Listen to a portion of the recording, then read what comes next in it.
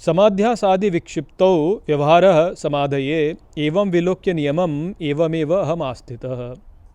नमस्कार मित्रों, ये जो श्लोक है ये अष्टावक्र गीता के 12वें अध्याय का तीसरा श्लोक है, जिसे हम आज गहराई से समझेंगे। तो आइए सबसे पहले इसके अर्थ को समझते हैं। तो जो श्लोक है वो कहता है, समाध्यासादि विक्षिप्तौ, अर्थात अहो समाधि आदि से विचलित होने पर, व्यवहारः समाधये, अर्थात व्यवहार समाधि के लिए होता है, एवं विलोक्य नियमम, अर्थात इस प्रकार से देख करके इस नियम को, एवमेव अहम आस्थितः, अर्थात मैं ही निश्चित रूप से अवस्थित हूँ।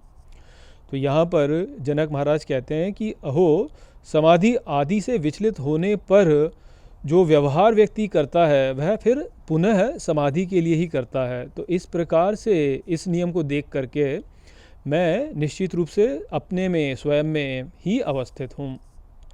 तो यहाँ पर हमको जो बताया जा रहा है वो यह ही है कि जो हमारे वास्तविक मांग है, जो हम वास्तव में चाहते हैं, वो यह ही है कि हम समाधि को प्राप्त करना चाहते हैं। और हम समाधि में ही थे और उससे विक्षिप्त होकर के जो है हम अब इस संसार में आ गए हैं। और अब जो है हमारा संपूर्ण व्यवहार जो है वह पुनः उस समाधि की अवस्था को पुनः प्राप्त करने के लिए ही है। तो ये जो बात है वो वही बात है जो कि यम ने नचिकेता से बताई थी। पिछले वीडियो में हमने देखा था कि योग जो है वो ही आरंभ भी है और वही अंत भी है। और योग को क्या बताया था, जहाँ पे हमारे मन के सभी संकल्प, हमारी इंद्रियां जो हैं उनका स्थिर धारण हो जाता है, अर्थात हमारी इंद्रियां जो हैं वो स्थिर हो जाती हैं, वह विचलित नहीं होती। तो यहाँ पर वो बोल रहे हैं कि जो समाधि की अवस्था है, अर्थात वही अवस्था जो योग की अवस्था है, जहाँ पर कि जो है मन लय हो चुका है, इंद्रियाँ स्थिर हैं और कोई भी जो संकल्प जो है मन में उठ नहीं रहे हैं, ना ही इंद्रियां जो हैं इधर उधर भटक रही हैं। तो वह ही समाधि की अवस्था है, अर्थात जहाँ पर कि एक ही जो बहाव है वह ही चल रहा है बस। तो उसी बहाव में को जो है समाधि कहा गया है। तो उस समाधि से विचलित होने पर जो है हम पुनः समाधि को ही प्राप्त करना चाहते हैं।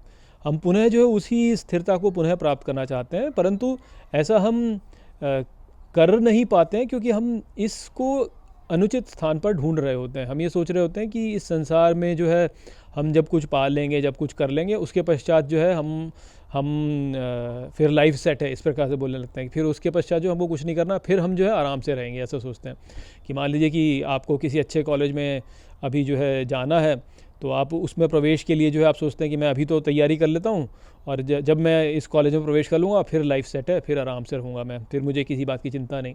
जब वो हो जाता है तो उसके पश्चात जब आप नौकरी ढूंढते तो बोलते हैं कि नौकरी मिल जाए बस, तो उसके पश्चात मेरी लाइफ सेट है और उसके पश्चात सब आराम से रहेगा।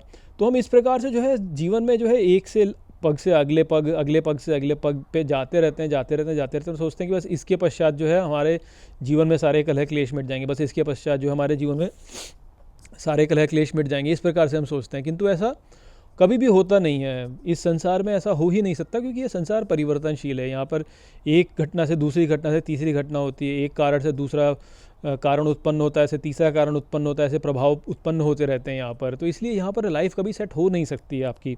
आप ये बोले कि मैं इस संसार में ही रहूँ और मेरी लाइफ सेट हो जाए, तो ऐसा संभव ही नहीं है कि आप ऐसा कर सकें। तो हम गलत स्थान पे, अनुचित स्थान पे जो है हम इस समाधि को ढूंढ रहे हैं कि हमें अब इसके आगे कोई चिंता नहीं करनी।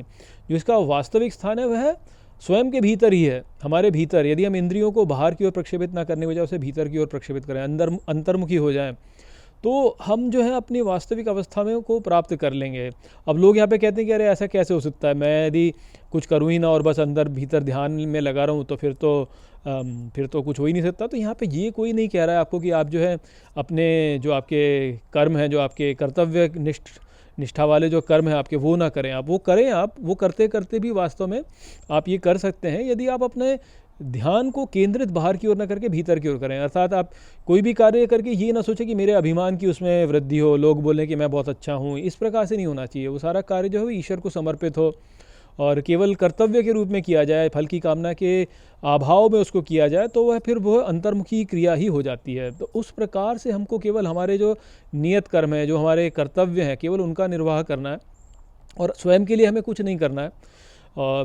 इस प्रकार से हम जब करेंगे तो वह वास्तव में हमारे को वो शांति और वह समाधि प्रदान करेगा। इस समाधि को सहज समाधि कहा जाता है। ये सर्वश्रेष्ठ समाधि है वास्तव में।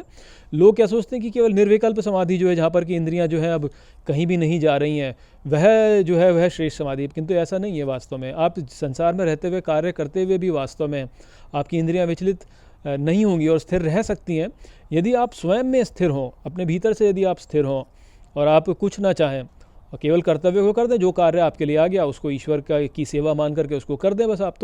आप जो है फिर अपनी इंद्रियों से लिप्त नहीं होते हैं। आपकी इंद्रियां बाहर जो भी करें, आपके मन में जो भी बाकी संकल्प हो रहे हैं, उनके आप केवल दृष्टा हो जाते हैं, स्वयं के भीतर उनको मानते नहीं हैं आप।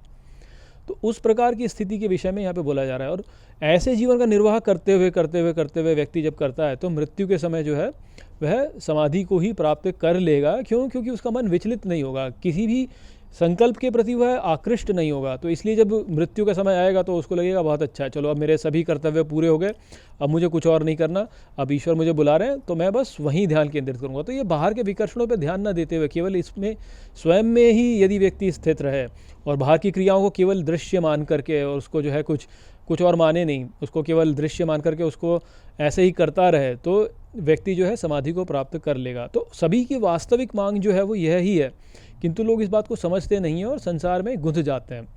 तो इस प्रकार से नियम को देख करके व्यक्ति यदि समझे कि समाधि से ही हम बाहर आए और हमारा अंत भी समाधि में ही होना है, तो उस प्रकार से जो है व्यक्ति जो समझता है वह फिर स्वयं में अवस्थित हो जाता है। इसीलिए यहाँ पे जनक महाराज ने कहा कि मैं ही निश्चित रूप से अवस्थित हूँ, अर्थात मैं ही हूँ बस यहाँ पे, बाकी सब कुछ तो यहाँ पे केवल एक झांकी है मेरे लिए, जिसको कि मुझे बस ऐसे ही देखना है।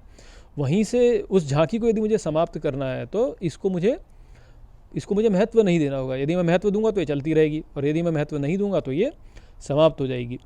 तो वो वाली बात थी जो कि यहाँ पर जनक महाराज कह रहे हैं। आशा करता हूँ कि मैंने इस श्लोक को आपको अच्छे से समझा दिया होगा। चलिए इसी के साथ इस वीडियो को यहीं पे समाप्त करते हैं।